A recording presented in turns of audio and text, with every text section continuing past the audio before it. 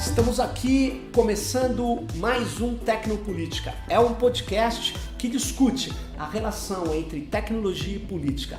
O que tem de político nos códigos, o que tem de política nas redes digitais.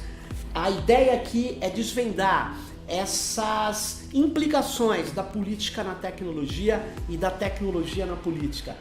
Como a política usa a tecnologia para proliferar e ampliar as relações de poder. Bom, nós vamos aqui conversar sobre tecnopolítica. Eu sou Sérgio Amadeu e eu sou professor da Universidade Federal do ABC e nesse episódio 4 eu tenho a satisfação de ter trazido para conversar com a gente sobre os cuidados que nós temos que ter no uso das redes digitais, principalmente o movimento feminista, principalmente os ativistas de meio ambiente, aqueles que estão se relacionando com direitos humanos, que defendem as comunidades tradicionais. Eles precisam se proteger, muitas vezes, de vários ataques, não só da espionagem que existe na rede.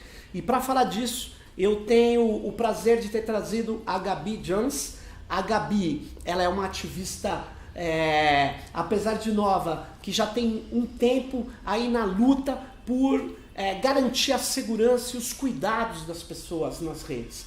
E ela fez uma conversa muito franca com a gente, mostrando quais são os riscos de uma superexposição, o que você deve fazer quando você está sendo trollado ou trollada, como que nós podemos apoiar as pessoas que fazem esse trabalho fundamental de defesa das liberdades democráticas, de defesa do meio ambiente. O que a gente pode fazer para apoiar essas pessoas e quais os cuidados que essas pessoas têm que ter para poder fazer a sua ação em rede?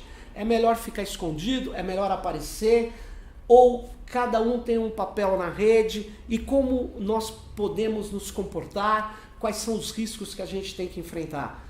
Essa é a conversa que a gente tem aqui nesse podcast com a Gabi, que é uma das organizadoras da Crypto Rave. Esse evento, que já está na 5ª edição em São Paulo, ele agora tem edições menores no Brasil inteiro, a partir desse ano foi um sucesso, e ele busca falar de privacidade, do uso de criptografia e de cuidados e de segurança para quem quer usar a rede em defesa dos seus interesses e não como vítima de espionagem ou de perseguição. Ou seja, vem com a gente no Tecnopolítica e saiba mais um pouco sobre as dicas para você tomar muito cuidado no uso das redes digitais, se você é uma pessoa que defende causas importantes e deve continuar defendendo. Vem com a gente, Tecnopolítica, espero que vocês gostem.